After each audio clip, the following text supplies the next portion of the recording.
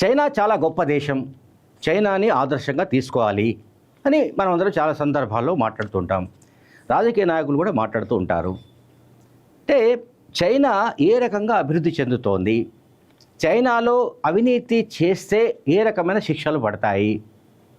So ఈ అంశాలు అన్నీ కూడా చాలా డిఫరెంట్గా మనకు వినిపిస్తుంటాయి, కనిపిస్తుంటాయి.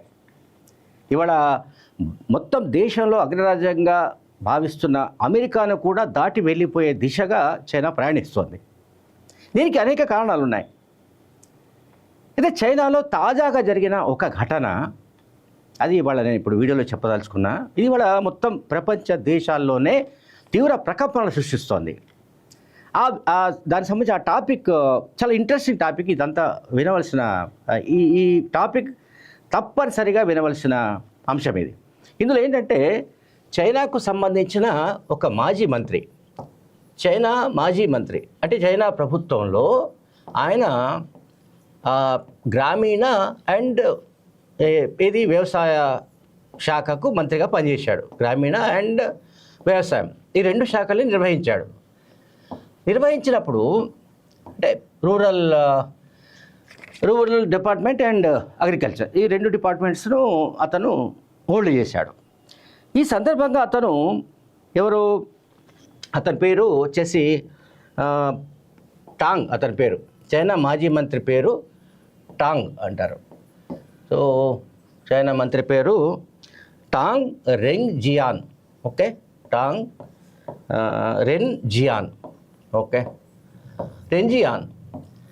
ఈ రెన్ జియాన్ అనే చైనా మాజీ మంత్రి టాంగ్ రెన్ జియాన్ అనే వ్యక్తి అవినీతికి పాల్పడ్డాడు. అవినీతి అనేది ఇప్పుడు ప్రపంచవ్యాప్తంగా అదొక సబ్జెక్ట్. అది అంటే ప్రజల్లో కానీ రాజకీయ నాయకుల్లో కానీ అధికారుల్లో కానీ అవినీతి అనేది ఒక మామూలు అంశంగా మారిపోయిన సంగతి మనందరికీ తెలుసు. ఇది చైనాకు అతీతం కాదు, ఇండియాకు అతీతం కాదు, మరొక దేశానికి అతీతం కాదు. ఇది కరప్షన్ అనేది. అయితే చైనాకు చెందిన గ్రామీణ వ్యవసాయ శాఖలు నిర్వహించిన మాజీ మంత్రి టాంగ్ రెన్ జియాన్ అవినీతికి పాల్పడ్డాడు. ఈ అవినీతి వాల్యూమ్ ఎంత అంటే అవినీతి ఎంత వాల్యూమ్ అంటే 333 కోట్లు. 333 కోట్లు అండి. ఓకే, ఈ 333 కోట్లు అవినీతికి పాల్పడినట్లుగా జిలిన్ ప్రావిన్స్లోని చాంగ్చున్ ఇంటర్మీడియట్ పీపుల్స్ కోర్ట్ దీనిపై విచారణ జరిపి ఈ ఎవరైతే ఎక్స్ మినిస్టర్ ఉన్నాడో టాంగ్ రెన్ జియాన్ అనే వ్యక్తి 337 కోట్లు అవినీతికి పాల్పడినట్లుగా రుజువైంది. ఇది విచారణలో. దాంతో అతనికి మరణశిక్ష విధించిందండి. అది నేను చెప్పదలుచుకున్నది. చైనాలో ఒక మాజీ మంత్రి 337 కోట్ల అవినీతికి పాల్పడితే అతనికి చైనా కోర్టు మరణశిక్ష విధించింది. ఎంత దీని వాల్యూ? 330 కోట్లు. ఇది మరణశిక్ష. అంటే చూడండి, ఒక్క 337 కోట్లే. 337 కోట్లు అంటే చాలా చిన్న వ్యవహారం. అంటే మనం ఆంధ్రప్రదేశ్, తెలంగాణ లేకుంటే సౌత్ ఇండియాలో జరుగుతున్న వ్యవహారాలు గమనిస్తే రాజకీయ నాయకులు ఒక్కొక్కరు ఏ మేరకు కూడబెట్టుకున్నారో, ఏ స్థాయిలో సంపద కూడబెట్టుకున్నారో మనం సులభంగా అంచనా వేయచ్చు. ఇక్కడ అంటే మన సౌత్ ఇండియాలో మరీ ముఖ్యంగా ఉమ్మడి ఆంధ్రప్రదేశ్లో కానీ లేదా ఇప్పుడు తెలుగు రాష్ట్రాలు రెండిట్లో కానీ ఏపీ అండ్ తెలంగాణ ఇందులో కానీ ఒక సర్పంచ్ స్థాయి వ్యక్తి, ఒక ఎంపీటీసీ స్థాయి వ్యక్తి, ఎన్నోవా కారు లేని వ్యక్తి లేడు. మనం ఆలోచిద్దాం దానికి సంబంధించి. అంటే ఏ స్థాయిలో కరప్షన్ అనేది స్టార్ట్ అవుతోంది అనేది. ఇంకా తర్వాత ఎమ్మెల్యేలు, మంత్రులు, ఇంకా ప్రముఖులు లేదా ఐఏఎస్, ఐపీఎస్ అధికారులు, మొత్తం అధికార యంత్రాంగం ఏ మేరకు అవినీతికి పాల్పడుతున్నారో ఇదంతా కూడా మనం గమనించవచ్చు.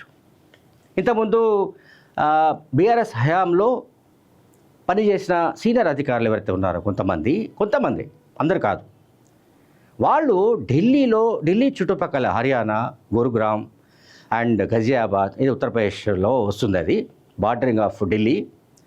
ఆ ప్రాంతాల్లో పెద్ద ఎత్తున ఆస్తులు కొనుగోలు చేసిన ఘటనలు ఉన్నాయి. దానికి సంబంధించిన ఆరోపణలు కూడా గతంలో వచ్చాయి. కానీ నేను సరే ఐఏఎస్ అధికారుల సంగతి పక్కన పెడితే రాజకీయ నాయకుల విషయానికి వద్దాం. బీఆర్ఎస్ హయాంలో ఎంత విధ్వంసం జరిగిందో మనం చూసాం. 2014 నుంచి 2023 వరకు చెబితే రామాయణం కావచ్చు, రాస్తే భారతం కూడా కావచ్చు. కేసీఆర్ తరచు చెప్తుంటాడు.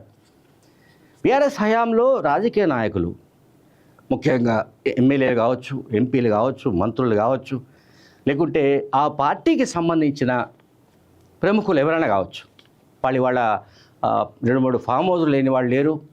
అట్లాగే ఒక మినిమం 300-400 కోట్ల సంపద లేని వాళ్ళు లేరు.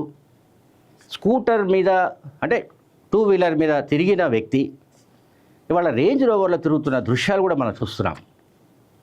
ఇదంతా ఎవరి పుణ్యము, ఇది ఎవరి డబ్బు అంటే ప్రజాధనమే. ఇప్పుడు చైనాలో కూడా టాంగ్ రెన్జియాన్ అనే మాజీ మంత్రి ప్రజాధనాన్ని లూటీ చేశాడు.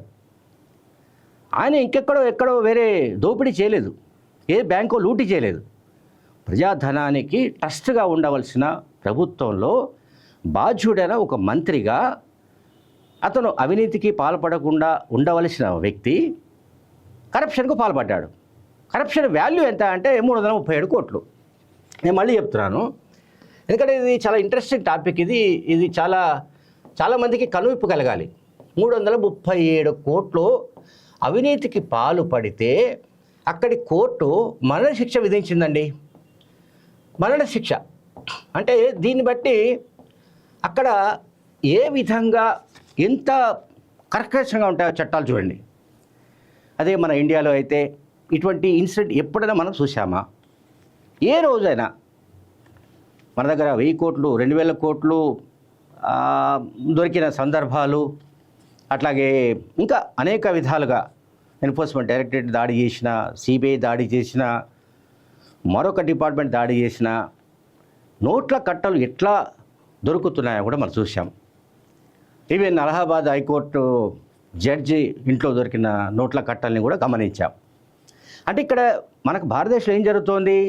న్యాయ వ్యవస్థ, రాజకీయ వ్యవస్థ, అట్లాగే ఎగ్జిక్యూటివ్ క్యాడర్ అంటే కార్యనిర్వాహక వ్యవస్థ అంటాం, అంటే మన ఐఏఎస్, ఐపీఎస్, ఇతర అధికార యంత్రాంగం. ఈ యంత్రాంగాలన్నీ కూడా రాజకీయ నాయకత్వం యాజ్ యూజువల్గా. వీళ్ళందరూ చేస్తున్న పని ఏంటంటే దీపం ఉండగానే ఇల్లు చక్కబెట్టుకోవడం. వచ్చి రాగానే తమ సర్వీస్ ఒక 30 ఏళ్ళు ఉంటే 30 ఏళ్ళు కాదు కదా, 3 ఏళ్ళు 4 ఏళ్ళు దంచి పారేస్తున్నారు. రకరకాలుగా బ్లాక్ మనీ కూడా పెట్టేస్తున్నారు. ఆ నల్ల డబ్బుకు లెక్క లేదు. సో ఎన్ని వందల కోట్లు ఎంతమంది సంపాదించుకున్నారు ఏమిటనే దానికి సంబంధించి నిజంగానే పెద్ద అధ్యయనం జరగాలి ఇండియాలో. అండ్ ఇంకోటి కాకుండా ఈ చైనాకు సంబంధించిన మరణశిక్ష అంటే ఒక మాజీ మంత్రి 337 కోట్ల అవినీతి పాల్పడితేనే మరణశిక్ష విధించింది అంటే చైనా కోర్టు. మరి మన ఇండియాలో లేదా మన తెలుగు రాష్ట్రాల్లో ఎవరు ఎన్ని వందల కోట్లకు పడగెత్తారు, వాళ్ళ పరిస్థితి ఏమిటి? మరి వాళ్ళను ఉరి వేయాలా వేయకూడదా? వాళ్లకు మరణశిక్ష ఉంటుందా ఉండదా? మన దగ్గర భారతదేశంలో చట్టాలు చాలా వెసులుబాటుతో ఉంటాయి. అంటే చట్టాలు ఏ రకంగానైనా వాటిని తమకు అనుకూలంగా మలుచుకునే విధమైన వ్యవస్థలు ఉన్నాయి. అందువల్లనే చట్టాలతో ఆడుకుంటున్నారు మన రాజకీయ నాయకులు. అందువల్లనే వాళ్ళు ఎన్ని వందల కోట్లు కూడబెట్టినా వాళ్లకు కోర్టులు కాదు కదా ఎవరు శిక్ష వేయలేని పరిస్థితులు ఏర్పడ్డాయి. Thank you very much.